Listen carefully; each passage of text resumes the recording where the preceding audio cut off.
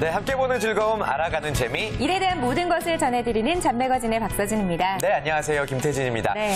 신입사원들이 들으면 굉장히 기분 좋아할 만한 소식이 있죠? 있습니다. 예. 올해 채용한 신입사원의 업무 능력이나 조직 적응력 등에 대한 인사 담당자들의 만족도가 네. 상당히 높았다는 조사 결과가 있다고 해요. 그러니까요. 예. 굉장히 의외의 결과가 아닐 수가 없습니다. 사실 신입사원이라고 하면은 막 좌충우돌, 어리버리 이런 이미지가 떠오르는데 신입사원들에 대한 만족도가 높다니 참 다행이네요. 네, 사실 그만큼 입사를 준비하는 취업 준비생이나 구직자들의 능력 또한 아주 높아졌다고 볼 수가 있겠고 또 노력도 네. 만만치 않다는 건데요. 인사 담당자들이 일 잘하는 신입사원들의 공통점을 꼽았는데 그중에 하나가 눈치가 빠르고 성실한 거라고 하네요. 예. 그렇군요. 눈치 빠르고 성실한 사원들이 사랑을 받는다라는 거. 어떻게 보면 사회생활의 노하우가 달리 있는 게 아닌 것 같습니다. 맞습니다. 네. 자, 스스로 맡은 일을 성실하게 수행하면서 센스를 발휘할 때 자신에 대한 평가도 자연스럽게 높아진다는 거 우리 구직자분들이 꼭 기억하시면 좋을 것 같습니다. 네, 저희도 오늘 센스 있는 신입사원의 마음으로 다양한 정보 전해드리도록 하겠습니다. 네. 여러분의 잡매거진 지금 바로 시작합니다.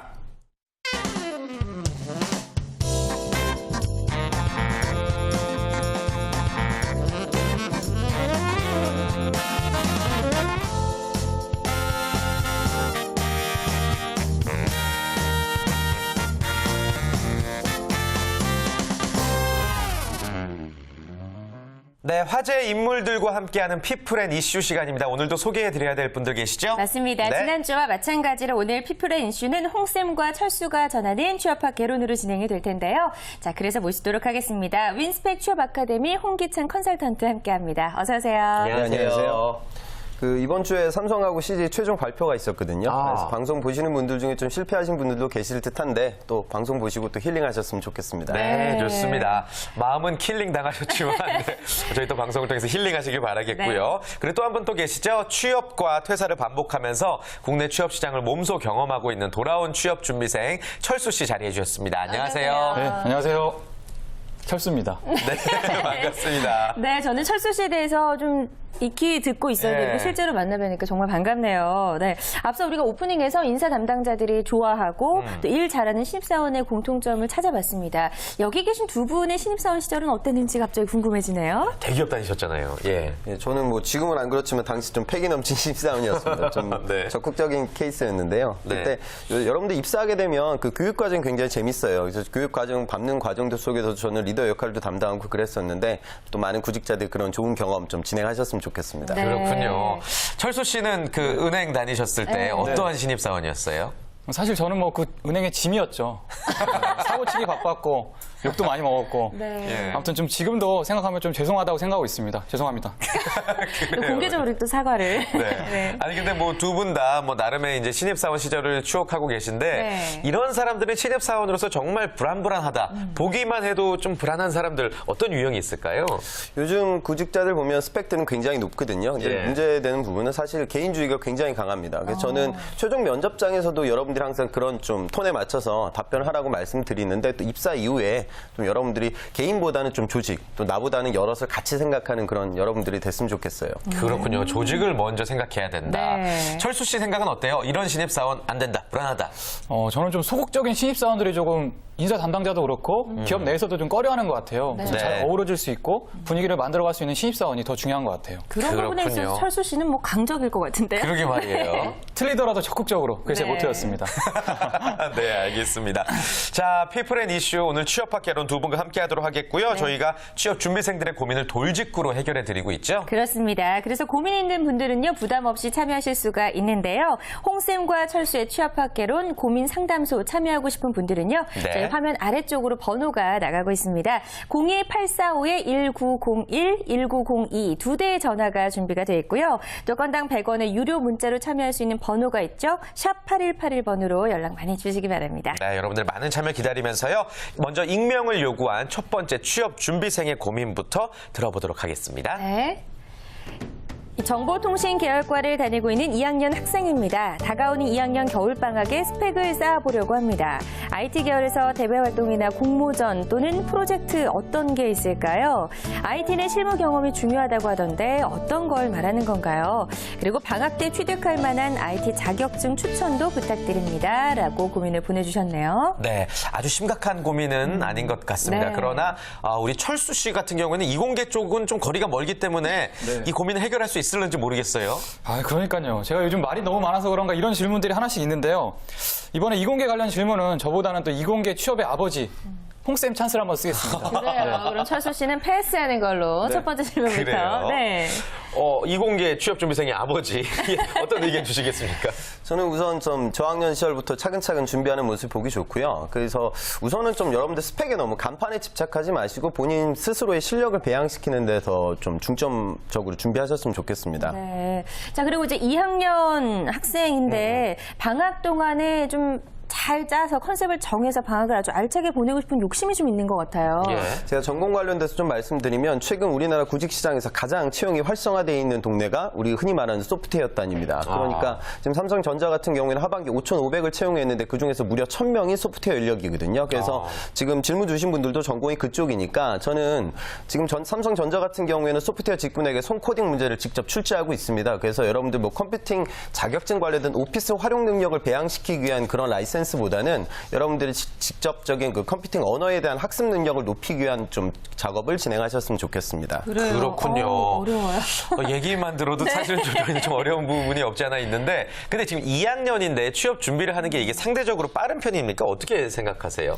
그러니까 특히 공대생들 같은 경우에는 학업 자체가 본인의 취업에 있어서 가장 결정적인 부분입니다. 그러니까 동역학 관련된 내용들을 알고 있어야 여러분들이 입사해서 CAD 설계도 진행할 수가 있는 부분이고 PT 면접에서도 전공 지식을 확인하기 위한 문제가 실제로 출제가 되고 있습니다. 그래서 여러분들 학업에 조금 좀 주안점을 두시고 특히 이공계생들이라면 준비를 그렇게 생각하면 뭐 2학년, 3학년서부터 당연히 준비를 해야겠죠. 네, 그렇군요. 그렇군요. 요즘 정말 취업 준비하는 시기가 빨라졌다는 네. 생각이 들고 철수 씨는 언제부터 준비하셨어요?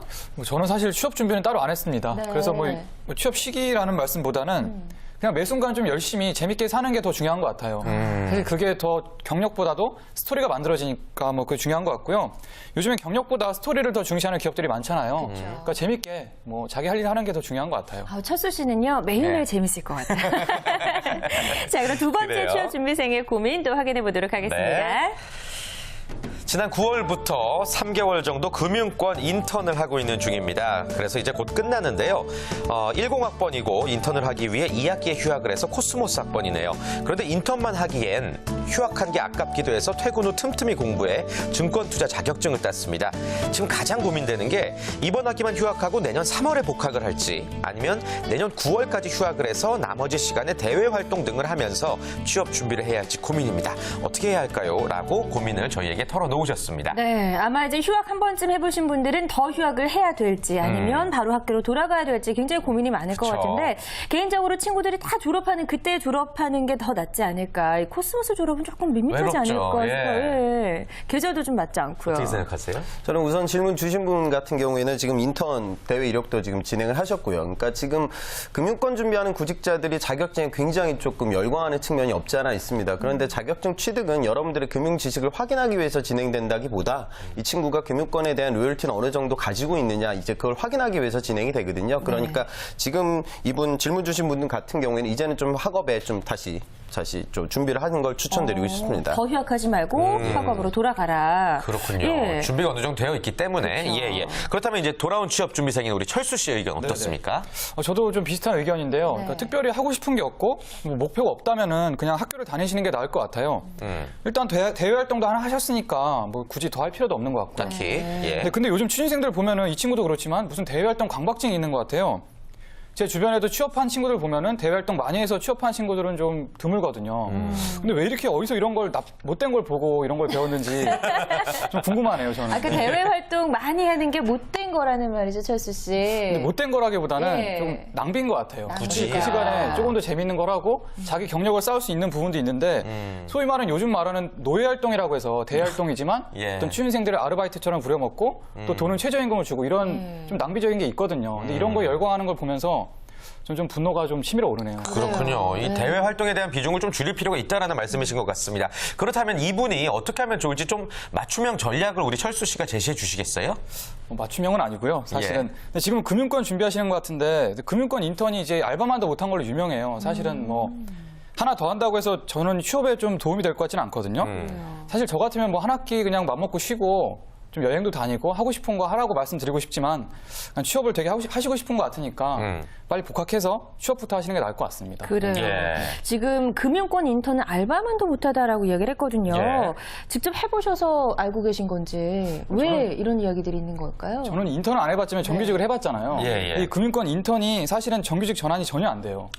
대부분 안 된다고 보시면 되고요. 거의 다 안 되나요? 네, 거의 다 안 되는 걸로 보시면 되죠. 그리고 두 번째는 은행 업무를 직접 다루는 게 아니라 소위 말하는 문직 역할을 하거든요. 그래서 인턴을 그렇게 알바처럼 부려먹는 게 이제 금융권 인턴으로 유명하다고 저는 들었어요. 듣다 보니까 그렇군요. 화가 나네요. 우리 예. 인턴하는 학생들은 정규직으로 조금이라도 전환되지 않을까라는 희망을 좀 품고 있잖아요. 그러니까 그 예. 부분은 여러분이 참고하셔야 될 것 같고 홍쌤께서는 철수 씨 의견에 대해서 어떻게 생각하세요? 네, 저도 좀 동의하는 측면이 없지 않아 있습니다. 예. 지난 정권 때 청년 인턴제가 이제 가속화되면서 이제 금융권 같은 경우에는 저 구직자들이 백오피스에 들어가는 케이스는 많지 않습니다. 대부분 이제 객장에 배치를 받게 되는데 경험이 전무한 구직자라면 이제 고객들 응대하는 경험 자체가 충분히 의미 있는 시간이 될 거예요. 그런데 아까 철수 씨 이야기했듯이 너무 많은 대외 활동에 집착하는 거 그렇게 추천하고 싶지 않습니다. 사실 네. 학생의 본분은 당연히 학업이거든요. 그래서 여러분들 다른 부분도 같이 챙겨 가시면서 대외 활동은 격가지 정도로만 생각하셨으면 좋겠습니다. 그래요.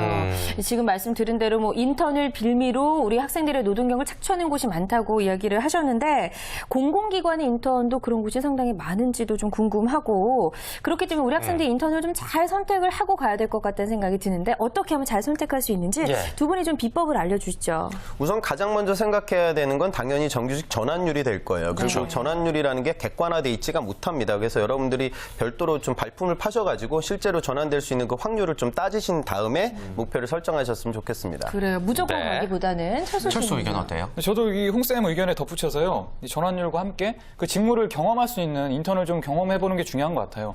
너무 동떨어진 알바 잡일을 하는 것보다는 네. 자기가 겪을 직무를 경험할 수 있는 인턴이 중요한 것 같습니다. 네. 잡이 중요하지만 잡일을 해서는 안 된다. 맞습니다. 예, 알겠습니다. 네. 자, 세 번째 취업 준비생의 고민부터 한번 또 확인해 보도록 하겠습니다. 입사 지원서나 자기소개서 항목을 보면 부모님 직업 학력을 적는 칸이 있는데 이것에 따른 영향이 있을까요? 사실 부모님 학력은 초졸, 중졸 이렇습니다. 게다가 이혼하신 상태고요. 그렇지만 저는 누구보다 바르고 꿋꿋하게 자랐다고 자소서에 적곤 하는데 자꾸 떨어지다 보니까 혹시 이런 것 때문에 영향이 있지 않나 싶어서요. 지난번에도 면접에서 분위기가 꽤 좋았는데 부모님이 이혼하셨다고 하니까 갑자기 분위기가 싸해지면서 질문이 안 오더라고요. 제가 너무 소심한 걸까요? 아니면 그냥 이런 얘기들은 덮어두는 게 좋을까요? 라고 고민을 보내주셨어요. 네. 이게 참 어떻게 보면 현실적인 질문인지도 궁금해요. 이런 걸 물어보는 회사도 있나요? 어떻게 생각하세요? 아직도 있나요? 그 임원 면접장에 들어가면 뭐 질문하는 사람이 임원분들이니까 여러 가지 질문도 다 받을 수 있습니다. 그런데 예. 우선 결론적으로 여러분들 부모님 학력이라든가 뭐 그런 이력들이 여러분들 취업과 직통되지는 않습니다. 그리고 만약 또 그런 직통되는 회사가 있다고 하면 전 여러분들이 가지 않아야 될 회사라고 좀 생각이 들고요. 근데 지금 질문해 주신 분은 저는 이혼 이야기를 자소서에 적는 것 자체를 별로 그렇게 추천하고 싶지 않아요. 그리고 면접장에서 본인 이혼했다는 이야기를 하게 됐을 때 면접관이 뭐 특별히 추가 질문을 할 것도 없겠죠. 그래서 여러분들 그런 너무 사적인 부분들보다는 여러분들 직무와 관련된 얘기, 내가 도대체 이 자리에 왜 앉아 있는지 그 이유를 좀 천명하셨으면 좋겠습니다. 그래요. 너무 사적인 부분까지 굳이 쓸 필요가 없다라고 이야기를 해주셨고 이런 상황을 캐무는 직장은 가지 말아라 이렇게 단도직입적으로 이야기를 해주셨습니다. 철수 씨도 같은 의견일 것 같은데 어떠세요? 100% 공감합니다. 사실 예. 저는 진짜 문제라고 생각을 해요. 사실 이 질문 때문에 어제 잠도 잘 못 잤는데요. 아무튼 저희 라디오 방송에서 한번 가루가 되게 깐 적이 있어요. 사실 저희가 취업을 하는 거지 부모님이 취업을 하는 건 그쵸. 아니잖아요. 근데 왜 이런 거를 묻나 되게 좀 궁금했어요, 사실은. 그러니까요. 그러니까 사실 이분의 고민 자체가 굉장히 불편한 거예요. 왜 기업들은 이런 거를 묻느냐. 이게 문제라는 거죠. 맞습니다. 예. 사실 저도 저희 부모님이 대학을 다 못 나오셨어요. 근데 저는 이제 자기소개서 상에서는 저 부모님을 다 서울대 졸업이라 다 쓰거든요. 정말요? 그러니까 뭐 못 일은 또 부모님의 꿈을 이뤄드리는 것도 있고요. 사실 그게 중요하지 않다고 생각했기 때문에 그러는 건데요. 그렇죠. 만약에 이거를 거짓말해서 저를 떨어뜨릴 기업이라면은 저는 뭐 안 가도 된다 이런 생각이고요. 그러니까 이분도 너무 이런 거에 얽매이지 마시고 자유롭게 좀 편하게 작성해 주셨으면 좋겠어요. 그래요. 네. 자, 솔직하면서도 아주 시원시원한 돌직구현 조언들이 오늘 쏟아졌습니다. 개인적으로는 뭐 이런 이야기가 이제 나오지 않게 하려면 자소서의 컨셉을 좀 잘 잡아야 될 것 같은데 그쵸. 뭐 현명하신 아버님과 자상하신 엄마 사이에서 태어나서 이렇게 쓰다 화목한 보면 가정을 이루고. 그렇죠. 그렇죠. 요거 안 될 것 같거든요. 예. 어떤 멘트들을 좀 쓰지 말아야 되는 멘트들 이런 것도 좀 있지 않을까요, 선생님? 저는 구직자들에게 가장 먼저 이야기하는 부분이 네. 여러분들이 좀 못된 버릇을 가지고 있는데 뭐냐면 해당 기업 얘기를 자기소개에 엄청나게 적어놔요. 그런데 결국 그 기업 이야기를 들으면서 여러분들 뽑아야 된다는 생각을 갖게 되는 현직자들은 없습니다. 결국 자기소개서는 여러분들 회사 소개가 아니라 여러분들 소개하는 거거든요. 그런데 웹페이지에 들어가서 이제 뭐 세계로 뻗어나가는 우리 CJ ENM에 일조하겠다. 전 이런 식의 접근은 좀 많이 배제하셨으면 좋겠습니다. 그렇군요. 우리 철수 씨도 자기소개서 많이 썼을 텐데 어떤 식으로 쓰는 편이에요? 저도 한 200개 정도 쓴 것 같은데요. 네. 저도 홍쌤 말씀하신 것처럼 이 기업 얘기는 최소화하는 것 같아요. 근데 일부 취준생들이 보면은 지나치게 통계적인 자료를 뭐 인용하고 또 소위 말하는 속담 같은 걸 많이 인용하는 친구들이 있거든요. 예. 저는 그거보다는 좀 제 얘기를 많이 풀어쓰는 자소서를 쓰는 편입니다. 그래요. 우리 철수 씨 이야기를 들으니까 철수 씨도 뭐 이미 이런 200개 정도나 쓴 경험이 있기 때문에 믿음이 좀 가는데요. 네. 진짜 황당한 자소서를 본 경험들도 있으실 것 같아요, 두 분도. 홍쌤은 예. 많이 보셨을 것 같은데. 저는 뭐 네. 최근에 봤던 자소서 중에 성장 과정인데 예. 여성 구직자였는데 정말 원초적인 성장 과정을 적었어요. 그래서 자 본인 아버님이 정관 수술을 했는데 내가 태어났다. 나는 태어난 자체가 도전이다. 뭐 이렇게 적어놨었는데 뭐 튈 수는 있겠지만 사실 뭐 그게 기업에서 궁금할 부분은 아니거든요. 예. 그래서 뭐 여러분들은 항상 자기소개서에 나를 뽑아야 되는 이유에 좀 주안점을 주고 작성을 하셨으면 좋겠습니다. 그렇군요. 야, 정말 황당한데요? 그 철수 씨도 친구들 중에 자기소개서 좀 이상하게 쓴 경우 본 적 있어요? 이상한 친구는 있죠. 그 존슨이라고 저랑 같이 방송하는 예, 친구가 팟캐스트 있는데 방송하시는. 그 친구는 항상 자소에 쓰는 부분이 그 늦둥이 키운 사연을 항상 씁니다. 그 친구 항상 10살 이상 어린 동생이 있는데 예. 자기가 부모님 대신에 그 늦둥이를 키워서 지금 뭐 잘 성장했다. 나 이만큼 뭐 이 회사도 잘 키울 수 있다. 뭐 이런 식으로 어필하는 부분이 있는 것 같아요. 근데 저는 그렇게 뭐 와닿지 않는데 예. 기업에서는 좋아하는 것 같더라고요. 그래요? 그래요. 좋아한다. 그런 부분들 황당하기도 하면서 네. 가끔 좀 써도 될 것 같다는 생각도 좀 듭니다. 저 네. 궁금한 거 하나 여쭤봐도 돼요? 예. 자기소개서 쓸 때 필체를 오이샘물체로 쓰면은 되게 이뻐 보이고 좋다고 하던데 그게 어떤 필체를 써야지 좋나요? 그 오이딸기로 쓰면은 뭐 튈 수는 있겠지만 예. 사실 뭐 제정신은 아니죠. 우리가 사장님한테 기한문 쓸 때 오이딸기를 쓰지 않잖아요. 보통 바탕채, 고딕체, 예. 굴림체, 어. 뭐 대기업들 같은 경우는 바탕채를 많이 쓰는데 저는 자기소개서는 여러분 튀는 것도 중요하지만 여러분들이 이제 준비된 프로다운 모습도 같이 좀 투영이 돼야 되거든요. 그래서 좀 지킬 거는 좀 지키는 구직자가 됐으면 좋겠습니다. 그렇군요. 진정성을 좀 갖고 써야 될 것 같다는 생각이 네. 듭니다. 자, 그럼 이제 네 번째 취업준비생의 고민 들어보시죠. 채용 공고를 보다가 궁금해져서요. 하나금융상담 초대졸, 영업판매직, 흥국생명 고객상담 이런 업무들 연봉이 굉장히 높더라고요. 영업판매직이야 회사마다 다르겠지만 높은 데는 초봉이 3천이 넘던데 하나 흥국생명 같은 경우도 초대졸인데 3천은 기본이고 다 넘더라고요. 왜 그런 거죠? 라고 질문 주셨습니다. 네. 초봉이 3천만 원 이상 되는 직무에 대한 궁금증을 보내주셨습니다. 네. 가만히 보면 이제 연봉에 조금 더 가까운 질문이기도 한 것 같은데 왜 이렇게 이분들의 초봉이 높은 걸까요? 저는 우선 좀 연봉 관련돼서 말씀을 드리면 여러분들이 이제 타겟을 설정할 때 브랜드 타이틀, 뭐 복지, 처우, 연봉 여러 가지 종합적으로 고려를 하게 되실 거예요. 그런데 저는 가급적이면 연봉은 좀 후순위로 밀었으면 좋겠습니다. 왜냐하면 여러분들이 객관적인 의사결정을 하기가 쉽지 않아요. 그러니까 기업마다 공표되는 연봉의 산정 기준이 틀립니다. 그러니까 어떤 기업들은 매달 적립되는 퇴직금이 연봉에 가산되어져 있는 기업들도 있고요. 교통비, 뭐 밥값 이런 거 제하고 나면 여러분들은 객관적 의사결정이 쉽지 않습니다. 그래서 저는 한 1,000만 원 언더로 내려오는 금액들 때문에 여러분들의 목표를 바꾸는 그런 모습은 좀 지양하셨으면 좋겠습니다. 그리고 이번 케이스 같은 경우에는 아마 그 보상 등의 감성 노동의 강도가 좀 클 것 같다는 추측은 좀 들어요. 그러니까 그런 차원에서 좀 바라보셨으면 좋겠습니다. 네. 돈을 많이 주는 데는 분명히 그만한 이유가 있을 것이라는 거 여러분들 명심하셔야겠고요. 우리 철수 씨는 늘 최저 생계비와 함께 사람다운 생활을 살 수 있는 여유를 강조하시는데 어떤 생각 갖고 있어요? 이 질문. 사실 저도 얼마 전에 뭐 채용 사이트에 이력서를 등록했는데 네. 그 당일부터 뭐 이런 문자나 전화가 아주 쇄도를 하더라고요. 예. 특히 하나생명이요. 이게 무슨 바로 면접을 보자고 하는데요. 제가 사실 저도 좀 혹해서 좀 알아봤는데 이 직무가 이제 기업들 상대로 하는 보험 영업이더라고요. 그래서 저는 뭐 이런지하의 스팸 번호로 등록을 했죠. 근데 뭐 저처럼 올해 이제 취업을 준비하는 취업 낭인들에게는 이게 굉장히 좀 매력적으로 다가올 수 있는 부분이 있는 것 같아요. 특히 연봉이요. 근데 좀 조심해야 될 것 같고요. 직무를 좀 잘 보셔야 될 것 같아요. 그래요. 또 신조어가 나왔습니다. 취업 낭인. 설명이 좀 필요할 것 같아요. 예. 제가 요즘 만들어서 밀고 있는 단어인데요. 네. 저처럼 1년 이상을 취업에만 목매는 뭐 소위 말하는 나고자를 좀 의미하는 말이에요. 근데 뭐 일반적으로 뭐 장기 취업 준비생으로 보시면 될 것 같아요. 그렇군요. 그렇군요. 취업 낭인. 예. 뭔가 좀 여유로운 느낌이 나고. 전 좀 쓸쓸한 것 아, 같은데. 그래요? 알겠습니다. 네네. 자, 아무튼 근데 이제 취업 준비생들이 연봉에 대해서 굉장히 뭐 가장 많이 신경 쓰는 부분이 아닐 수밖에 없는데 네. 어떠한 기준을 가지고 어떠한 정도의 판단력이 요구가 될까요?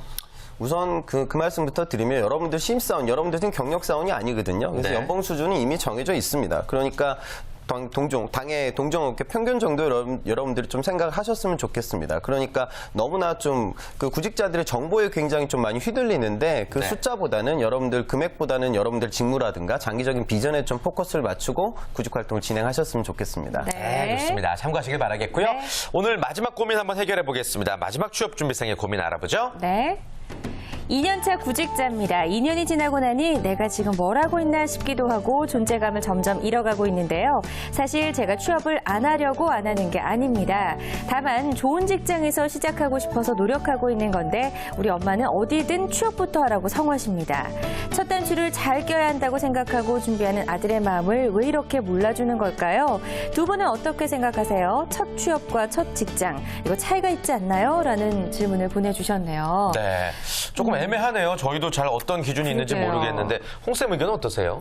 저는 근데 질문 주신 분 정말 2년 정도의 공백이 있었다고 하면 우리가 현실적인 부분도 완전히 간과할 수는 없거든요. 그리고 제가 항상 드리는 말씀인데 평생 직장인 개념은 깨졌습니다. 그러니까 여러분들 탄탄대로는 없어요. 뭐 지금 지난 방송 때도 나왔지만 뭐 사학 교직원 지금은 굉장히 좀 선호도가 높지만 예. 또 지금 대학교 구조조정이 앞두고 있기 때문에 또 어떻게 될지 모릅니다. 그래서 여러분들은 지속적으로 본인을 업그레이드 시켜 나가야 되고 이렇게 단계 스텝 바이 스텝으로 올라가는 전략도 같이 구사를 해야 되기 때문에 초기 타이틀보다는 장기적 관점에서 이직에 대한 기회도 분명히 있을 수 있거든요. 그래서 저는 이분 같은 경우에는 좀 조기 진입에 신경을 쓰셨으면 좋겠습니다. 그래요. 2년이라는 취업 준비 기간을 고려해 봤을 때 어머니 의견도 무시할 수는 없다라는 의견을 주셨고요. 철수 씨는 어떠세요? 저도 사실 뭐 이분은 저랑 같은 취업 낭인이라서 되게 반갑네요. 저는 비록 첫 구직은 아니지만 2년 가까이 돼가거든요. 근데 뭐 첫 취업을 해본 입장에서 말씀드리자면요. 첫 취업은 일단 아무데라도 가보시는 게 중요한 것 같아요. 뭐 사실 회사나 직무에 대한 막연한 이미지랑 직접 가서 일하는 거랑 또 다르거든요. 또 특히 좀 요즘 유행하는 말 중에 하나가 팀 바이 팀이란 말이 있어요. 팀 바이 팀. 네, 아무리 좀 나쁜 이미지가 안 좋은 회사더라도 직접 들어가서 일하다 보면은 좋은 부서가 있고 나쁜 부서가 있는 것처럼요. 네. 그러니까 우선 들어가서 직접 일을 해보는 게 저는 좋은 것 같다는 생각이 드네요. 철수 씨도 홍쌤과 마찬가지로 같은 의견을 주셨습니다. 자, 취업 준비생들이 하는 다양한 고민에 대해서 정제된 내용이 아닌 경험과 느낌 그대로 풀어보는 시간이었습니다. 홍쌤과 철수의 취업학 개론. 자, 오늘도 마무리 한 줄 코멘트 하면서 마무리를 해봐야 될 것 같은데요. 자, 취업 준비생들에게 있어 연봉이란 질문을 좀 드리고 싶습니다. 자, 먼저. 철수 씨부터? 예. 네, 저는 뭐 연봉은 프로포폴이다라는 말씀드리고 싶습니다. 뭐 뭐죠? 불법적이다 이런 말을 하는 건 아니고요. 예. 뭐 취준생들이 연봉에 대해서 그냥 막연하게 어떤 환상이나 환각을 가지고 있는 것 같아요. 예. 뭐 연봉이 높은 회사다 하면은 뭐 되게 좋은 회사다 이렇게 생각을 하는 것 같은데요.